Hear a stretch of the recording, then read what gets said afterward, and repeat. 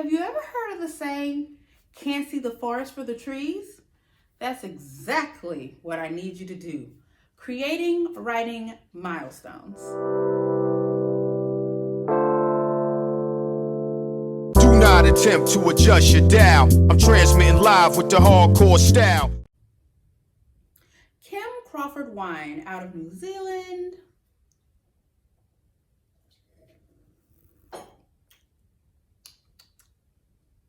Nice berry fruit flavors, watermelon, and it gives you a nice, refreshingly dry taste. This is our featured wine for the week. Crawford Rosé. So today we're going to talk about creating writing milestones. I feel like this is important because it's so easy for people to think about the forest instead of the trees. So what I mean by that is people say you can't see the forest for the trees, like you can't see the big picture because there's so many small parts. But in book writing, you should be doing the opposite. Not necessarily losing sight of the big picture, but keeping in mind that your book is composed of so many small parts that they make up the book as a whole. I find that when people say, I'm going to write a book, it just feels so heavy, so daunting. But you don't look at it that way. You think, okay, I have to write a chapter or a section. And this way, the book doesn't feel so overwhelming and you're more likely to get it done. If I said to you, you needed to build a car, you would be like, oh my gosh, this is so crazy. Even if you knew how to build a car, it still would be overwhelming to you. But if I said, well, we're going to build a car, but this week we are going to fashion all of the interior seats. You say, oh, okay, I can do interior seats. And then the next week we are going to talk about cloth selection. Are we going to go with cloth or leather? Are we going to do cloth with leather trim? Oh, okay, I can do that. And before you know it, you have the pieces of the car all put together. You just need to assemble them and then you're driving off the lot. So creating writing milestones. So there are 5 ways that I have found you can create your milestones. One is by word. Now, depending on the genre that you're writing, that will determine your word count. For example, if you're doing a romance novel, I believe for novels, I shouldn't say romance, novels, your word count needs to be about 65 to be a nice, respectable novel. If you're doing self-help motivation, you can get away with 30,000 words, even 25,000 words. You know, people just want to hear what you have to say. They want to take it, chew on it a little bit, swallow the pieces that they need, and move on about their day. So you can set your writing milestones by word. So when you sit down to write, you can say, okay, today I'm going to write 500 words, which is the equivalent to about an 8.5 by 11 page, if there's no dialogue. Or you can say, today I'm going to write 1,500 words. Then you protect that writing space. So when you sit down to write, there's no phone, there's no TV, maybe a little music playing. That's about it. When your group chat's popping off, you're not in it. Why? Because you're protecting that writing space and writing those 1,500 words. Another way that you can create a writing milestone is by page. You can say, today I'm going to write 3 pages, and you sit your butt down and you don't get up until you have your 3 pages. I found that by page is a little trickier because the 8.5 by 11 page does not equate to a word page.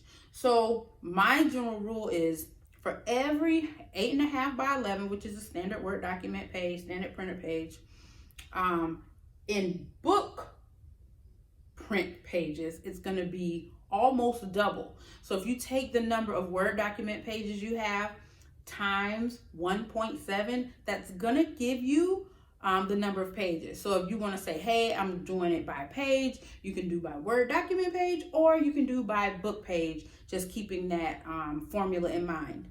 3, you can write for time. Now, this is one of my This is one of the ways I like to do it is by time. And this is usually what I encourage my author coaching clients to do, because time is a lot easier to manage. There are some days where I will sit down to write, and literally I'll sit there for an hour and 3 lines will come out, 3 sentences will come out. Or I can sit there for an hour and get 1,500 words. So I have found that doing it by time, it's an easier way for me to manage my day, especially because I write 2 different ways. I write professionally, which is for my clients as a ghostwriter, as an editor. I do business plans, I do resumes, I do bios, I do books, I do product descriptions and website content. So that's my 9 to 5. That's my day job. But then I'm also a mom. So my children, one is in elementary school, one's in middle school.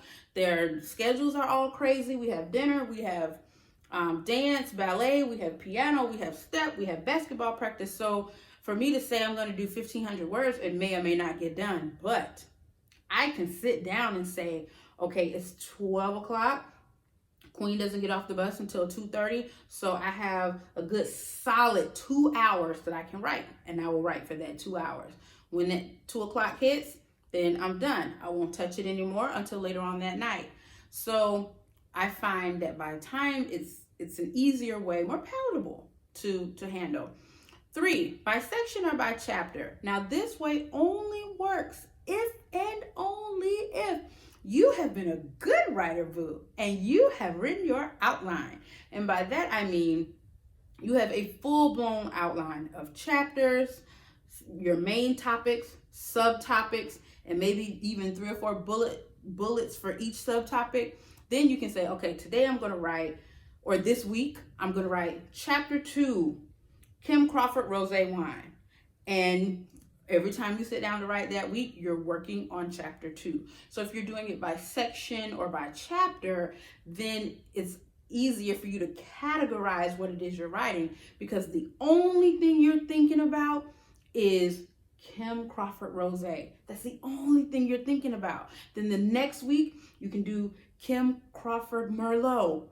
The only thing you're thinking about. When you categorize your writing that way, I find that it makes it a lot more impactful. And this is not novel writing. This is motivational books, inspirational books. You're teaching lessons, poetry. Not poetry. Poetry is more of a feeling. You just write when you feel. But the by section or by chapter is not for novels, because you're telling a story and the stories overlap and intertwine, and you just can't do it. You can do anything. We can do all things through Christ, but I just don't think that is a wise way to write. Now, if you need help doing your outline, go to my website, writewithcarla.com. Go under the shop tab. I have an ebook called How to Write a Book in 30 Days for, I believe, entrepreneurs and for inspirers. So in the How to Write a Book for 30 Days, it is a very detailed description of how you can do your outline.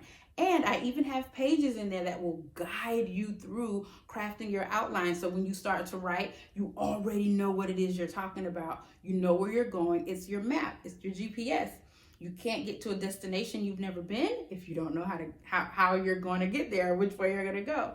So go to writewithcarla.com under the shop tab and pick up How to Write a Book in 30 Days. Use the outline in the ebook. It will help you tremendously, I promise. Happy writing.